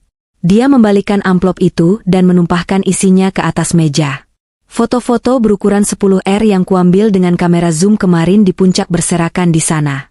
Kualitasnya tajam, warnanya cerah, tak terbantahkan. Foto pertama, Bimo sedang menyuapi Bella sepotong C secake. Mulutnya terbuka lebar, matanya berbinar penuh cinta, tatapan yang sudah 5 tahun tidak pernah ia berikan padaku. Foto kedua, tangan Bimo merangkul pinggang Bella, menarik tubuh wanita itu mendekat di pagar pembatas kafe dengan latar kebun teh. Foto ketiga, close-up kalung berlian yang melingkar di leher Bella. Kalung yang struk pembeliannya kutemukan di saku celananya minggu lalu. Foto keempat, mereka berciuman di dalam mobil saat parkir. Selain foto, ada juga tumpukan kertas HVS yang sudah distabilo warna kuning dan merah. Itu adalah cetakan rekening koran bank selama 1 tahun terakhir yang kunduh dari internet banking, yang passwordnya ia catat di buku agenda karena dia pelupa. Lihat yang distabilo merah, Mas. Panduku seperti seorang guru yang sedang mengoreksi tugas murid yang bodoh. Tanggal 14 Februari, transaksi toko bunga 2 juta. Padahal kamu nggak bawa bunga ke rumah. Tanggal 20 Maret, pembelian tas branded 25 juta. Aku nggak pernah punya tas itu. Tanggal-tanggal weekend di mana kamu bilang dinas luar kota. Semuanya cocok dengan transaksi hotel dan restoran di Bandung, Bali, dan Puncak. Bimo menatap hamparan bukti itu dengan wajah pucat pasi. Lututnya seolah kehilangan tulang penyangga. Dia jatuh terduduk di kursi makan di belakangnya. Matanya nanar menatap foto dirinya dan Bella. Rahasianya, dunia kecil yang ia bangun dengan kebohongan, kini telanjang di depan mataku. Sari, ini nggak seperti yang kamu pikir. Suaranya mencicit, kecil sekali, hilang sudah wibawa singanya yang tadi mengaum. Jangan hina kecerdasanku, Mas, potongku tajam, suaraku meninggi 1 oktav. Aku lulusan manajemen keuangan dengan predikat cum laude. Aku bisa membedakan mana pengeluaran operasional kantor dan mana pengeluaran untuk sugar baby. Kamu pikir aku bodoh? Kamu pikir karena aku pakai daster setiap hari, otakku ikut luntur kena deterjen? Aku berdiri, berjalan perlahan mengelilingi meja panjang itu. Langkah kakiku mantap, hak sepatuku berbunyi tak-tak-tak di lantai marmer, seperti detak jam kematian. Aku berhenti tepat di belakang kursi tempatnya duduk. Aku mencondongkan tubuh, mendekatkan bibirku ke telinganya. Aroma parfum mahalku menguar, bercampur dengan aroma anyir ketakutannya. Ingat malam itu, Mas? Malam saat hujan deras seperti ini, 2 minggu yang lalu? Kamu berdiri di kamar kita, melempar bantal ke mukaku. Kamu bilang, aku memberi jeda, membiarkan memori itu meresap. Kamu bilang, aku jijik lihat kamu. Aku nggak mau sentuh kamu lagi. Muak rasanya lihat muka kamu. Terima nasibmu. Aku merasakan tubuh Bimo menegang kaku. Napasnya tertahan. Aku sudah terima nasibku, Mas, bisikku dingin. Nasibku adalah menyadari bahwa aku terlalu berharga, terlalu cantik, dan terlalu cerdas untuk laki-laki pengkhianat dan insecure sepertimu. Aku kembali berjalan menuju kursiku, mengambil selembar kertas lagi dari dalam amplop yang belum dia lihat. Itu surat gugatan cerai yang sudah kutandatangani di atas materai 10.000. Tanda tangani ini. Kita selesai. Tidak ada mediasi. Tidak ada konseling pernikahan. Aku mau kamu keluar dari hidupku. Sekarang. Bimo menatap kertas itu, lalu menatapku dengan tatapan tak percaya yang bercampur kepanikan. Cerai? Kamu serius? Tanyanya dengan suara serak. Sari, jangan gila. Pikirin anak-anak. Masa mereka harus tumbuh broken home? Kamu egois banget. Egois? Teriakku.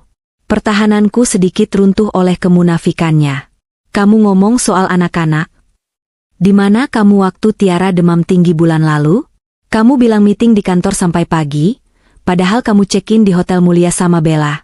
Lihat buktinya di halaman 4. Kamu menelantarkan anakmu yang sakit demi tidur sama perempuan itu, dan sekarang kamu berani ceramahin aku soal anak. Bimo terdiam, skakmat. Siapa yang mau nafkahi kamu? Bimo mencoba menyerang lagi, mencari celah kelemahanku. Kamu nggak kerja, Sari? Kamu tua. Umur 34 siapa yang mau pekerjakan ibu-ibu rumah tangga? Kamu mau anak-anak makan batu? Aku tersenyum miring. Jangan khawatirkan aku. Tabunganku cukup.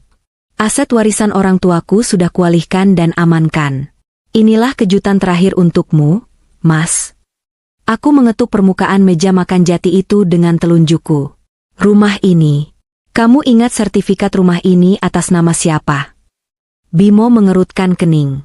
Ya atas nama kamu, tapi kan itu harta Gonogini. Salah, potongku cepat. Rumah ini dibeli tunai menggunakan uang hasil penjualan tanah warisan ayahku di kampung. Sebelum kita menikah, ayah membuat perjanjian pisah harta khusus untuk aset ini. Notaris mencatatnya dengan jelas, rumah di Menteng Dalam ini adalah harta bawaan istri, bukan harta bersama. Mata Bimo membelalak sempurna. Rahangnya jatuh. Dia baru menyadari posisi fatalnya. Artinya, lanjutku dengan nada kemenangan yang manis, kamu selama ini cuma menumpang, Mas. 10 tahun kamu tidur di sini, berteduh di sini, merasa jadi raja di sini, padahal kamu cuma tamu. Aku melihat jam dinding lagi. Sekarang pukul 9:30. Aku orang yang baik, jadi aku nggak akan mengusirmu di tengah hujan badai malam ini. Aku kasih kamu waktu sampai besok pagi pukul 8. Kemasi barang-barangmu. Baju, sepatu, koleksi jam tanganmu, PlayStation MU, semuanya. Angkat kaki dari rumah ini. Kamu ngusir aku? Bimo berdiri, mendorong kursinya hingga terjungkal ke belakang. Wajahnya campuran antara marah dan ingin menangis. Ini rumahku.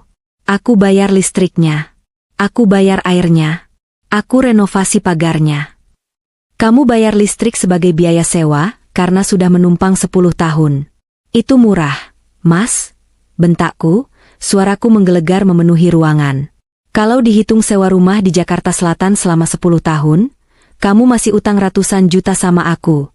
Jangan hitung-hitungan sama aku, Bimo. Kamu bakal kalah. Bimo mengepalkan tangannya. Tubuhnya gemetar. Dia menatapku seolah ingin memukul, tapi dia melihat sesuatu di mataku. Sorot mata yang tidak pernah ia lihat sebelumnya. Sorot mata seorang wanita yang sudah tidak punya rasa takut kehilangan. Dia tahu, jika dia menyentuhku sedikit saja, aku akan menghancurkannya lebih parah lagi. Keluar dari ruanganku, desisku, pergi ke kamar tamu. Tidur di sana, atau jangan tidur sama sekali, aku tidak peduli. Besok pagi, kalau aku masih melihat mukamu di sini setelah jam 8, Satpam komplek akan menyeretmu keluar. Dan aku akan pastikan foto-foto ini tertempel di pos Satpam biar semua tetangga tahu siapa Bimo yang sebenarnya. Bimo menatapku dengan napas tersengal. Dia mencari sedikit saja keraguan di wajahku, mencari celah untuk memanipulasi emosiku seperti yang biasa dia lakukan. Tapi dia tidak menemukannya. Dinding hatiku sudah sekeras baja. Baik, teriaknya frustrasi. Air mata kemarahan menetes di pipinya. Baik kalau itu maumu. Jangan nyesel ya, Sari. Jangan harap aku bakal kasih speser pun buat anak-anak. Aku bakal bikin hidup kalian susah. Kamu bakal ngemis-ngemis minta aku balik. Silakan pergi, jawabku dingin. Pergilah ke Bella. Minta dia tampung kamu. Semoga dia mau nerima laki-laki yang sudah nggak punya mobil mewah, nggak punya rumah, dan rekeningnya sedang diaudit kantor karena dugaan korupsi. Mata Bimo membelalak lagi, lebih lebar dari sebelumnya. Apa maksudmu diaudit kantor? Oh, aku lupa bilang. Tadi siang aku iseng kirim email anonim ke bagian whistleblowing sistem kantormu. Aku lampirkan bukti gaya hidupmu yang hedon, bukti markup anggaran dinas luar kota yang kamu pakai buat pacaran, dan bukti vendor fiktif yang kamu buat. Mungkin besok pagi kamu akan dipanggil tim investigasi. Itu adalah pukulan knockout. Wajah Bimo berubah menjadi abu-abu. Kakinya lemas. Dia tahu karirnya tamat. Dia tahu hidupnya tamat. Tanpa berkata apa-apa lagi, Bimo berbalik. Bahunya merosot turun. Dia berjalan gontai, menyeret kakinya seperti orang yang baru saja divonis mati. Dia tidak berani menatapku lagi. Dia menyambar tas kerjanya yang tergeletak di lantai, lalu berjalan menuju kamar tamu. Beberapa detik kemudian, terdengar suara pintu kamar tamu dibanting, disusul suara barang-barang yang dilempar ke dinding. Dia sedang mengamuk sendirian. Aku tetap duduk di ruang makan yang remang-remang. Adrenalin yang tadi memompa darahku perlahan surut, digantikan oleh rasa lelah yang luar biasa. Tubuhku merosot di kursi. Air mataku akhirnya menetes. Satu persatu, jatuh membasahi gaun satin hitamku. Bukan air mata penyesalan. Bukan air mata kesedihan karena kehilangan suami. Itu adalah air mata pelepasan. Rasa sakit yang menumpuk, rasa diabaikan, rasa dihina, semuanya tumpah malam ini bersama hujan di luar. Aku menuangkan segelas air putih, meminumnya perlahan. Rasanya segar. Tenggorokanku yang kering karena berteriak kini basah kembali. Malam ini adalah makan malam terakhir kami. Tidak ada makanan yang masuk ke perut, tapi jiwaku merasa kenyang. Kenyang akan harga diri yang akhirnya kembali utuh. Aku menatap jendela yang gelap, melihat pantulan diriku sendiri. Wanita di cermin itu tersenyum tipis. Matanya bengkak tapi bersinar. Selamat tinggal, Bimo, bisikku pada kesunyian malam. 6 bulan kemudian. Matahari pagi di Jakarta Pusat bersinar gagah, memantul di ribuan jendela kaca gedung pencakar langit, menciptakan silau keemasan yang menjanjikan harapan. Jalanan Tamrin sudah padat merayap, klakson bersahutan, tapi di balik dinding kaca kedap suara di lantai 18 ini, semuanya terasa hening dan terkendali. Aku melangkah keluar dari lift dengan langkah pasti. Bunyi hak sepatu stiletto 7 cm milikku mengetuk lantai marmer koridor kantor dengan irama yang tegas. Ta, ta, ta. Irama yang jauh berbeda dengan bunyi seretan sandal jepitku di rumah 6 bulan lalu. Selamat pagi, Bu Sari. Sapa Dinda, resepsionis kantor yang selalu ceria, saat aku melintasi lobi. Pagi, Dinda. Cantik sekali jepit rambutmu hari ini, balasku sambil tersenyum lebar. Senyum yang tulus, yang mencapai mataku. Terima kasih, Bu. Oh ya, Bu Sari. Jadwal meeting dengan klien dari Surabaya dimajukan ke jam 10 ya. Lalu tim kreatif minta approval untuk kampanye lebaran nanti siang. Lapor Dinda cekatan sambil menyerahkan tablet berisi jadwalku. Oke, siapkan ruang rapat utama. Pastikan kopinya yang enak. Klien Surabaya ini agak picky soal kopi. instruksiku sambil terus berjalan. Siap, Bu. Aku mendorong pintu kaca besar bertuliskan Chief Marketing Officer, Sari Andini. Ruanganku luas, modern, dengan pemandangan langsung ke arah Bundaran Hai. Di sudut ruangan, ada foto Dika dan Tiara dalam bingkai perak. Mereka tersenyum lebar saat liburan kami ke Jepang bulan lalu. Liburan yang kami bayar dengan uang hasil kerjaku sendiri, tanpa perlu mengemis pada siapapun. Aku meletakkan tasku di meja kerja, lalu duduk di kursi ergonomis yang nyaman. Aku memejamkan mata sejenak, menghirup aroma kopi dan air freshener jeruk nipis. 6 bulan yang lalu, setelah malam pengusiran itu, hidupku tidak langsung indah seperti di dongeng. Minggu-minggu pertama adalah neraka. Bimo pergi membawa amarahnya, meninggalkan rumah yang terasa terlalu sepi. Anak-anak bertanya, "Ayah kemana?" setiap malam. Menjelaskan pada anak berusia 8 dan 5 tahun bahwa ayah mereka sedang dihukum karena nakal, dan tidak akan pulang dalam waktu lama, adalah hal tersulit yang pernah kulakukan. Tangisan Tiara yang merindukan ayahnya seringkali membuatku hampir menyerah dan ingin menelepon Bimo. Tapi aku bertahan. Aku ingat saat-saat aku melamar kerja kembali. Puluhan surat lamaranku tebar. Puluhan penolakanku terima. "Maaf, Anda terlalu lama vakum." Atau, "Maaf, kami cari yang fresh graduate." Atau yang paling menyakitkan, "Usia 34 agak sulit untuk posisi staff, tapi untuk manajer, pengalaman terakhir Anda sudah 10 tahun lalu, teknologinya sudah beda." Aku nyaris putus asa. Tabungan hasil jual mobil dan aset lainnya memang ada, tapi itu akan habis. Aku butuh penghasilan tetap. Aku butuh aktualisasi diri. Titik balik itu datang saat aku bertemu Randi, CEO muda pendiri startup e-commerce ini. Dia tidak melihat ibu rumah tangga yang vakum.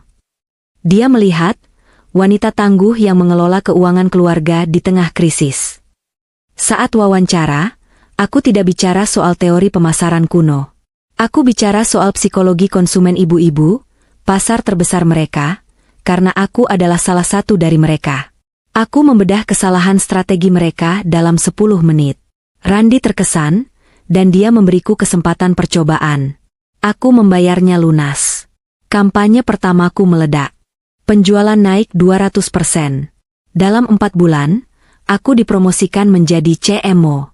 Sekarang, aku bukan lagi Sari yang kusam. Aku rutin ke gym. Aku merawat kulitku. Pakaianku modis dan profesional. Tapi yang paling berubah adalah mentalku. Aku tidak lagi menggantungkan kebahagiaanku pada validasi seorang pria. Tok, tok, tok. Lamunanku buyar. Pintu ruanganku terbuka sedikit. Dinda muncul lagi, tapi kali ini wajah cerianya hilang, digantikan ekspresi ragu dan sedikit takut. "Maaf ganggu, Bu Sari. Ada tamu di lobi. Dia maksa banget mau ketemu ibu. Katanya penting, urusan keluarga." Dahiku berkerut. "Siapa?" "Ibu saya lagi di pengajian jam segini." "Seorang bapak-bapak, Bu." Penampilannya agak maaf, kurang rapi. Dia bilang namanya Bimo. Katanya dia suami ibu. Jantungku berhenti berdetak sesaat. Hening menyergap. Nama itu, Bimo. Sudah 3 bulan aku tidak mendengar kabar tentangnya. Sejak sidang perceraian kami ketuk palu secara verstek, karena dia tidak pernah datang. Aku menarik napas panjang, menetralkan detak jantungku. "Mantan suami," koreksiku tenang. "Suruh dia masuk, Din. Tapi tolong minta Pak Asep Security standby di depan pintu ruangan saya, ya. Jaga-jaga." Baik, Bu." 5 menit kemudian, pintu ruanganku terbuka. Sosok itu melangkah masuk. Aku hampir tidak mengenalinya. Laki-laki yang berdiri di sana terlihat 10 tahun lebih tua dari usia aslinya. Bimo, yang dulu selalu bangga dengan perut ratanya dan rambut klimisnya, kini terlihat menyedihkan. Tubuhnya kurus, kemejanya kedodoran di bahu. Kemeja putih yang ia pakai terlihat kusam, kerahnya agak kuning, dan kusut di bagian lengan, jelas tidak disetrika dengan benar. Rambutnya agak gondrong tak beraturan, banyak uban yang menyebar liar. Wajahnya kusam, matanya cekung dengan lingkaran hitam pekat di bawahnya. Aroma mask mahal yang dulu jadi ciri khasnya kini hilang, digantikan bau apek samar, bau orang yang sudah lama menyerah pada hidup. Ini bukan Bimo sang eksekutif arogan. Ini adalah sisa-sisa manusia yang kalah telak oleh karma. Sari. Suaranya parau, terdengar pecah. Aku tidak berdiri. Aku tetap duduk di singgasanaku, menyilangkan kaki dengan elegan, menatapnya dengan pandangan analitis seorang atasan pada bawahan yang bermasalah. Ada perlu apa, Pak Bimo? Saya sedang sibuk, waktu saya uang, ucapku dingin. Bimo melangkah mendekat, matanya menyapu sekeliling ruanganku yang mewah. Dia melihat laptop high-end di mejaku, tas branded di kursi, dan pemandangan kota di belakangku. Ada rasa iri, kaget, dan penyesalan yang mendalam di matanya. Dia melihat wanita yang dulu dia sebut menjijikan, kini bersinar terang seperti matahari, menyilaukan matanya yang sudah terbiasa dalam kegelapan. Kamu sukses ya sekarang, ujarnya getir, mencoba tersenyum tapi bibirnya bergetar. Hebat, kantor bagus, jabatan tinggi, kamu benar-benar matahari baru. Langsung ke intinya, potongku, tidak berniat basa-basi.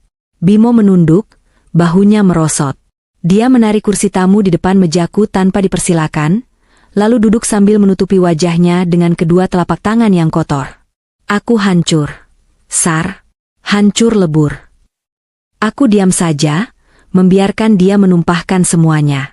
Kantor memecatku seminggu setelah kamu usir aku. Audit menemukan bukti penyelewengan dana. Aku dituntut ganti rugi miliaran atau dipenjara.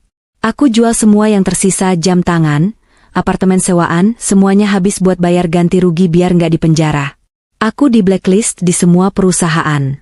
Nggak ada yang mau terima aku kerja. Lalu, di mana Bella? Hadiah, terindahmu itu? Tanyaku sinis. Bukankah dia cinta mati sama kamu? Bimo mengangkat wajahnya. Air mata mulai mengalir di pipinya yang tirus. Dia pergi, Sar. Begitu tahu aku dipecat dan jatuh miskin, dia langsung blokir nomor aku. Dia bilang dia nggak mau hidup susah sama laki-laki bangkrut. Dia ternyata cuma manfaatin aku. Cuma kamu wanita yang tulus nemenin aku dari nol sampai sukses dulu. Dan aku bodoh banget udah sia-siain kamu. Bimo tiba-tiba menjulurkan tangannya, mencoba meraih tanganku yang ada di atas meja. Tangannya dingin dan berkeringat. Sar, tolong aku, maafin aku. Aku hilaf. Aku janji bakal berubah. Demi anak-anak, Sar. Izinkan aku pulang. Aku kangen Dika, aku kangen Tiara. Aku kangen masakan kamu. Kita mulai lagi dari awal ya. Aku rela jadi bapak rumah tangga, aku yang cuci baju, aku yang masak, sementara kamu kerja. Please, Sar, aku nggak punya tempat tinggal lagi. Kos-kostanku nunggak 2 bulan, aku diusir tadi pagi. Dia menangis terseduh-seduh. Pemandangan ini sungguh ironis dan menyedihkan. Laki-laki yang dulu berteriak jijik melihat wajahku, kini menangis memohon belas kasihan pada wajah yang sama. Dia memohon untuk bisa kembali ke posisi yang dulu sangat dia hinakan, pengurus rumah tangga. Aku menarik tanganku perlahan dari jangkauannya. Aku tidak merasa jijik, aku hanya merasa kosong. Rasa cintaku sudah habis tak bersisa. Aku mengambil tisu dari kotak di meja, menyodorkannya padanya. Hapus air matamu. Malu dilihat staf saya di luar. Kamu maafin aku kan? Sar, kita rujuk ya? Tanyanya penuh harap, matanya berbinar sedikit. Aku berdiri, berjalan menuju jendela kaca besar, menatap hiruk-pikuk Jakarta di bawah sana. Aku sudah memaafkanmu, Bimo, jawabku tanpa menoleh. Sejak palu hakim diketuk, aku sudah memaafkanmu. Aku memaafkanmu bukan karena kamu pantas dimaafkan, tapi karena aku ingin tenang. Aku nggak mau bawa sampah kebencian di hidup baruku. Aku berbalik, menatapnya tajam. Tapi untuk kembali, maaf, pintu itu sudah di tembok beton. Rumah di menteng dalam itu istanaku dan anak-anak. Tidak ada tempat untuk pengkhianat di sana. Pengkhianat? Aku ini ayah mereka. Sari, serunya putus asa. Ayah macam apa yang menelantarkan anak sakit demi selingkuhan? Ayah macam apa yang menghina ibu dari anak-anaknya?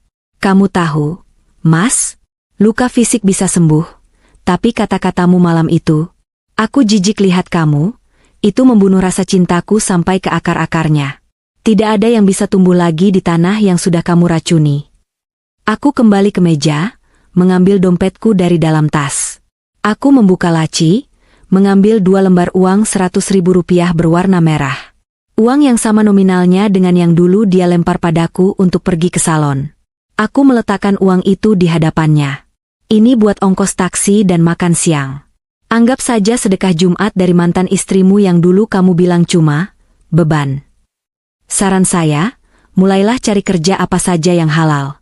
Jadi kuli panggul di Tanah Abang, atau jadi supir ojek. Belajarlah menghargai uang receh dan keringat sendiri, seperti aku menghargai setiap rupiah saat mengurus rumah tanggamu dulu. Bimo menatap uang itu dengan nanar. Harga dirinya sebagai laki-laki hancur berkeping-keping. Dia sedang diberi sedekah oleh wanita yang dulu dia injak-injak. Aku menekan tombol interkom. Dinda, tolong panggil Pak Asep. Tamu saya sudah selesai. Sari, tega kamu. Kamu biarkan aku menggelandang, teriak Bimo histeris. 2 orang security berseragam safari masuk dengan sigap. Silakan, Pak. Lewat sini, ujar Pak Asep tegas, memegang lengan Bimo. Bimo menatapku sekali lagi. Tatapannya hampa.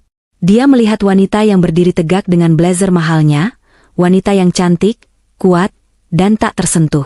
Dia sadar, dia telah membuang berlian demi memungut batu kerikil. Dan sekarang, berlian itu bersinar terlalu terang untuk bisa ia raih kembali. Dia tidak meronta. Tenaganya sudah habis. Dia berjalan gontai diseret keluar dari ruanganku, membawa serta sisa-sisa penyesalannya yang tak berguna. Pintu tertutup. Hening kembali. Aku menghela napas panjang, sangat panjang, melepaskan beban terakhir yang tersisa di dada. Rasanya benar-benar selesai sekarang. Bab masa laluku sudah tertutup rapat. Aku kembali duduk, mengambil pulpenku, dan mulai menandatangani dokumen persetujuan kampanye Lebaran.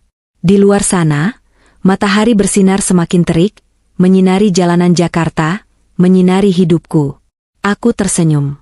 Dika dan Tiara pasti bangga punya ibu seperti aku. Dan aku bangga pada diriku sendiri. Hari ini benar-benar hari yang indah untuk memulai hidup yang sepenuhnya milikku.